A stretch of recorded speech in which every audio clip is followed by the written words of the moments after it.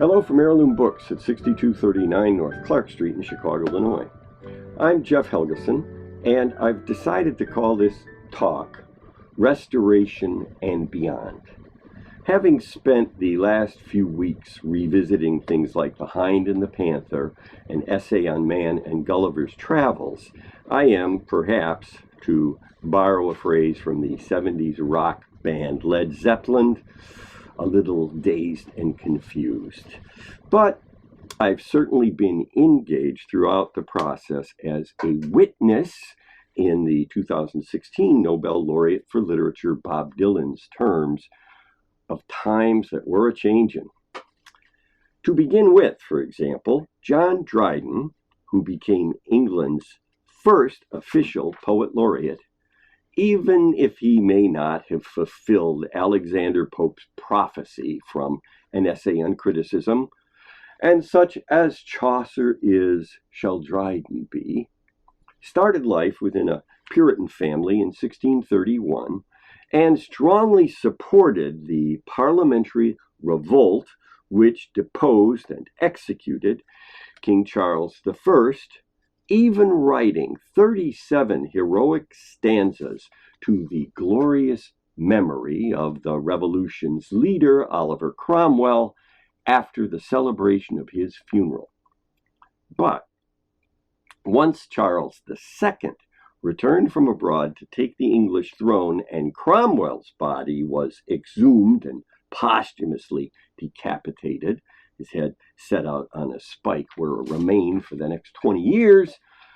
poet Dryden quickly began to write in celebration of the reestablishment of royal rule, penning a poem titled To His Sacred Majesty in commemoration of the new king's coronation in 1662, having, as explained by Dr. Samuel Johnson a generation or so later, changed with the nation. Also, with theaters in England reopening, as well as taverns, brothels, gambling houses, and racetracks, after an 18-year closure by the Puritans, Dryden quickly began writing bawdy restoration comedies with titles like Marriage a la Mode, and then tragedies such as All for Love or The World Well Lost, portraying the unrestrained passion of Antony and Cleopatra on stage. Although the English culture under Charles II clearly had changed, religious issues persisted to the extent that one of the king's mistresses, an actress named Nell Gwyn, when mistaken by an angry mob for a foreign royal concert, is said to have proclaimed from her carriage window, "Good people, let me pass. I am the Protestant whore." Then, in 1685, when King Charles II died and was succeeded by his Catholic, sympathizing younger brother, James II, John Dryden and his two sons converted to the Roman Church. In 1687, Dryden defended his new faith as an unchanging milk-white hind confronting the spotted panther of the Anglican Church. But subsequently, just to complicate matters a bit more, once James II had fled the country after it had been rumored that a son who had supposedly been born to the king's second wife had really been a foundling smuggled into the queen's chamber in a bedpan as a way to place a Catholic Prince of Wales in succession to the throne, when James' Reformation-minded son-in-law and Protestant-raised daughter from his deceased first wife, William and Mary, were invited to rule the country in 1688 during what has been called the Glorious Revolution, Dryden remained faithful to the Catholic Church and King James II, quickly losing his position as poet laureate and falling back upon the subscription sale of translations of Virgil to sustain himself. Then, 9 years later, 3 years before his death at the age of 69 in 1700, Dryden wrote what is probably his most famous work, Alexander's Feast, or the Power of Music, dedicated to Saint Cecilia, a beautiful and musically talented 3rd century Catholic martyr. Music, by the way, was very important throughout Europe at this time, with composers such as George Friedrich Handel, Johann Sebastian Bach, and Domenico Scarlatti, each being active. Now, aside from the insane chaos arising out of the witches' brew of politics and religion, behind the highly formal realms of literature and music, this was also the time of Isaac Newton and John Locke, and the beginning of what's been called the Age of Reason, a period of enlightened thinking and acceptance of scientific empiricism with the rejection of faith-based scholasticism, actively seeking to divide church and state in order to bring some kind of rational order to both an understanding of the material world and the ongoing course of human events. Along the way, René Descartes' cogito ergo sum, I think therefore I am, began to replace the revealed understanding of Martin Luther's tear the eyes from reason. Protestant versus Catholic, reason versus blind faith, the development of classical music with a strong influence of ideals of clarity and order derived from the rediscovered works of ancient Greek and Roman philosophers, and then throw in the development of the first regularly published newspapers, and there's a backdrop to the end of the glorious revolution in the culture within which Queen Anne, another daughter of James II, after 17 failed pregnancies and only one child surviving infancy, son who died at the age of 11, came to the English throne in 1702. That same year, the first daily newspaper in England began to be published, and was followed in 1704 by the Review, including the writings of Daniel Defoe, who in 1719 became the author of Robinson Crusoe, the well-known story of a young man who went to sea rather than law school, as his parents had wished, and is shipwrecked, captured by pirates, enslaved by Moors in North Africa, escapes, along with a young boy who he then sells to a Portuguese sea captain, acquires a plantation in that portion of the New World governed by Portugal, thanks to a decision made by Lucretia Borgia's father, Pope Alexander VI,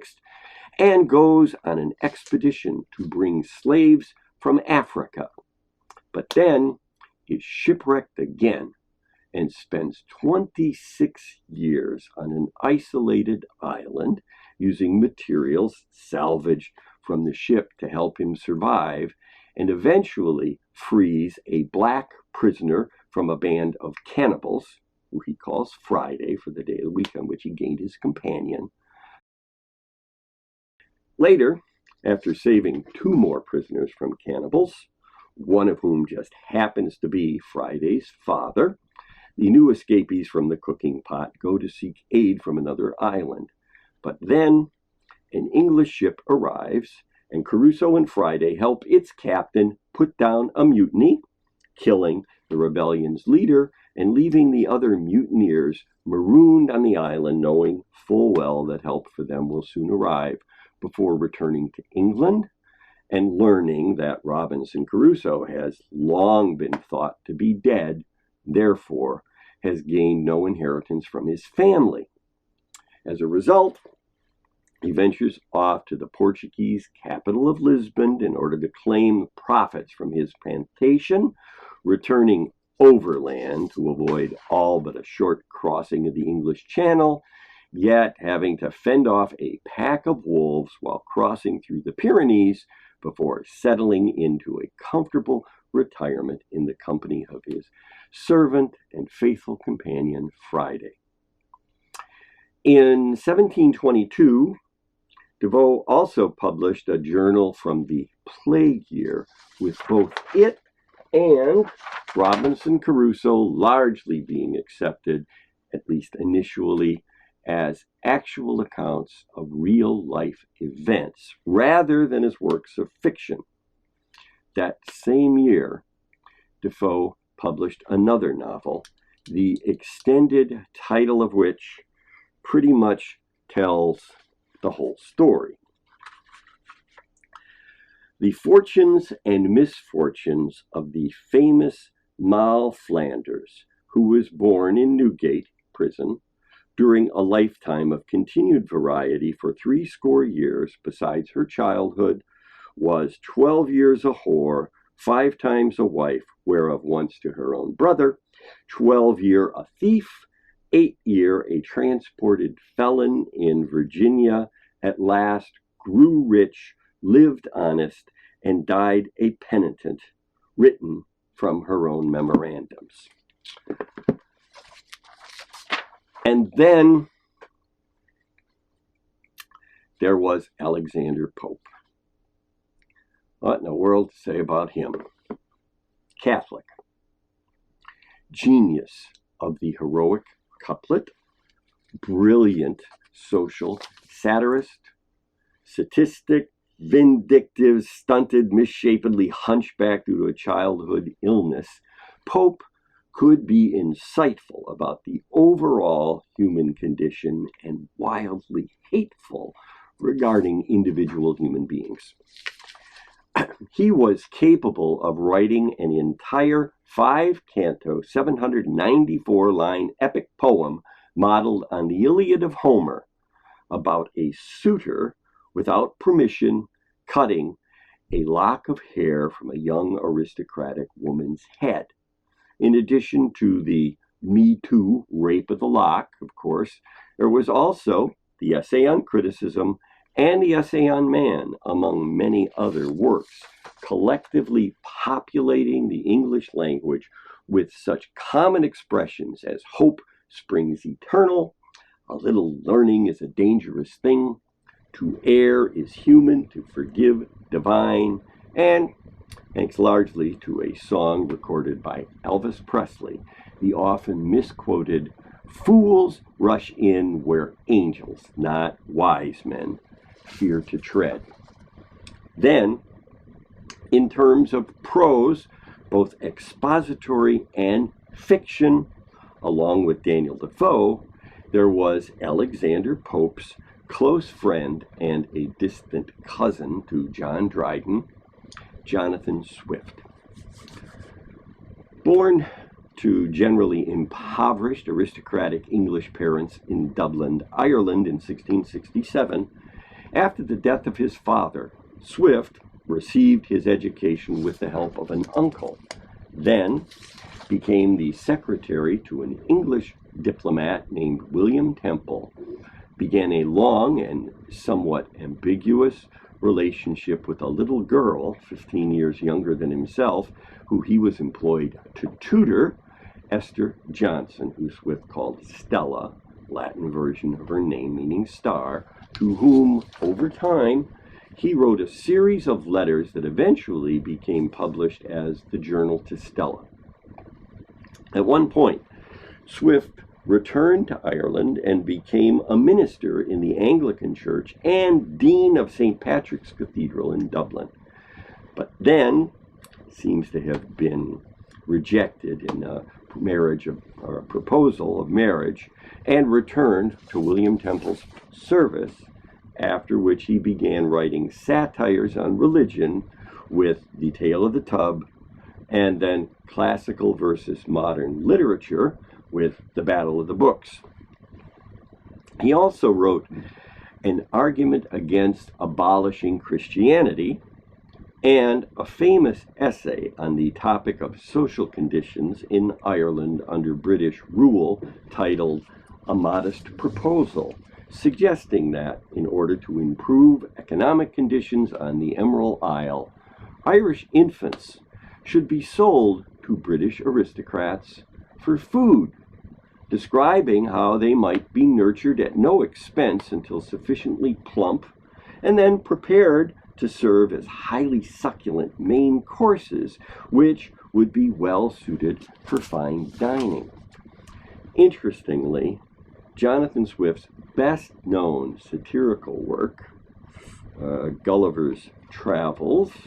which, like Daniel Defoe's Robinson Crusoe, on its surface purported to be a true traveler's tale, is often thought of as a children's story, even in the 4-hour 1996 made-for-TV movie miniseries starring Ted Danson, as well as the 2010 motion picture comedy featuring Jack Black. The truth, however, is a far different thing. Gulliver's Travels is, at the very least, an exploration and condemnation of Swift's 18th century English society, the philosophy and science of the time, historic world figures, and human nature overall. In brief summary, the novel tells of a doctor, Lemuel Gulliver, who undertakes a series of 4 sea voyages between brief returns to his wife and children in England. The first of these adventures brings Dr. Gulliver to the land of Lilliput, where the human population is only 6 inches tall. Initially being the sole survivor of a shipwreck when coming to consciousness after struggling ashore, he finds himself tied down by the inhabitants as what they perceive to be a potentially dangerous man-mountain. When eventually released, he is employed to seize the naval armada of a rival nation with which there has been a long-standing state of war resulting from a dispute over whether eggs should be broken at their big or at their little ends. Later, Gulliver extinguishes a fire within the Queen's quarters of the Lilliputian palace by urinating on it, a perceived insult which, due to the problem presented by the disposal of his huge body following execution for this offense, causes it to be decided that he should merely be blinded rather than killed. Escaping to the enemy island of Blefuscu, Gulliver now finds a rowboat at some distance offshore and is able to get out to a passing ship that returns him to England, along with some miniature animals which he brings with him on the journey. Gulliver's next voyage takes him to a land where the inhabitants are over 70 feet tall, and he is a miniature creature put on display for money, eventually being sold to the country's queen and offering to create gunpowder for her husband, telling him about its various practical uses with respect to warfare in Europe. In response to this set of horrors, Gulliver is told by the giant monarch, "I cannot but conclude the bulk of your natives to be the most pernicious race of little odious vermin that nature ever suffered to crawl upon the surface of the earth." The miniature carrying case in which Gulliver lives is then seized by a giant eagle and dropped into the sea, where it's found by a passing ship, and he's returned to his home in England. On Gulliver's next voyage, after becoming the captive of pirates, he's marooned on a rocky coast, but rescued by the inhabitants of the circular flying island of Laputa, who are devoted to abstract thought and pure science, employing servants to occasionally strike them with bean-filled bladders as a way of periodically bringing them out of their mental distractions devoted to such pursuits as extracting sunlight from vegetables, softening stone to be used as pillows, and reverse engineering fecal matter to produce food. He's then lowered to the island of Balnabarbi and visits a magician on an adjacent island who can invoke the ghosts of historical figures such as Homer and Aristotle, with whom Gulliver is able to converse. He also learns of a group of people who will never die, but who will eternally grow old and suffer all the infirmities of aging forever. Visiting Japan, the emperor excuses Gulliver from the anti-Christian missionary practice of trampling upon the crucifix, which is required of most Europeans, and he again returns to England. A final journey, due to a mutiny among some recently hired sailors who've decided to become pirates, takes Gulliver to the land of the Houyhnhnms, which is ruled by a race of highly enlightened talking horses. The human-like creatures in this country are called yahoos, a filthy and unreasoning species with which Gulliver strongly disdains being associated. He learns the language and the ways of the Houyhnhnms, but is eventually forced to leave out of fear that he might pollute the purity of their society. Returning once again to England with the aid of a very urbane Portuguese sea captain, who Gulliver considers a yahoo, the now enlightened frequent traveler becomes a seemingly insane eccentric who shuns his family and spends most of his time talking to the horses in his stable. Next time, I'll be talking about Jean-Baptiste Moliere's The Misanthrope. Heirloom Books is located at 6239 North Clark Street, Chicago, Illinois, and is open from noon until 7 o'clock in the evening, Tuesday through Sunday.